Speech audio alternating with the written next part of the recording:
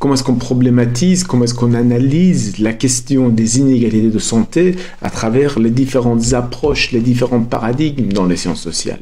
Dans le structuralisme, on considère que la structure de la santé publique correspond à celle de la structure sociale. Ainsi, s'il y a des personnes en bonne santé et en mauvaise santé, dans la structure de la santé publique, dans la structure sociale, il y a des personnes plutôt favorisées, défavorisées. Il y a des personnes qui ont un capital économique important et d'autres qui n'ont pas un capital économique important. Et des personnes défavorisées, ou il y a des personnes avec un fort capital culturel et des personnes qui n'ont pas un fort capital culturel, qui n'ont pas un niveau d'instruction très élevé. En tout cas, la société est structurée par la distribution inégale des capitaux, notamment le capital économique, notamment le capital culturel, et que cette structure sociale détermine la structure de la santé publique. Dans un esprit fonctionnaliste, on va considérer que s'il y a des malades mentaux, c'est parce qu'il faut des clients pour la psychiatrie, pour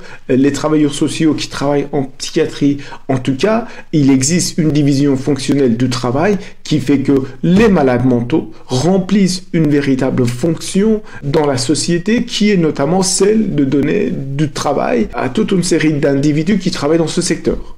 Alors c'est une explication provocatrice, en tout cas on considère que c'est la fonction latente, c'est la fonction cachée si vous voulez, c'est pas du tout, il ne s'agit pas d'une fonction manifeste, revendiquée, certainement la fonction de la médecine est la guérison des individus, n'est-ce pas? La médecine n'a pas pour fonction celle du contrôle social, la médecine n'a pas de fonction de trouver des clients pour son entreprise commerciale.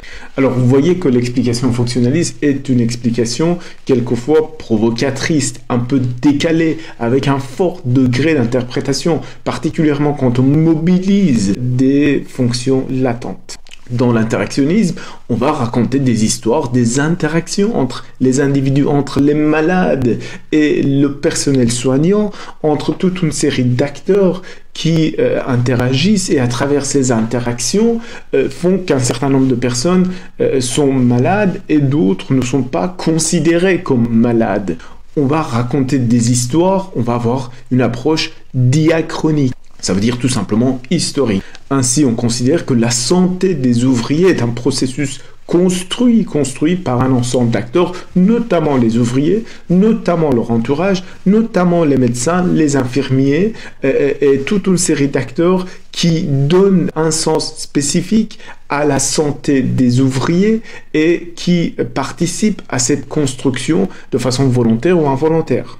Dans une approche de l'individualisme méthodologique, on va considérer que si la santé des ouvriers est plus détériorée que les autres catégories sociales, c'est parce que oui, les ouvriers trouvent plus intéressant de travailler dans un certain nombre de secteurs et qui mettent davantage leur santé en péril, en danger, que d'autres catégories d'individus. Ou encore, un certain nombre de métiers manuels rend plus justifiable la consommation d'un certain nombre d'aliments gras parce que ce sont des métiers manuels difficiles et ainsi un certain nombre d'aliments qui sont plutôt mauvais pour la santé.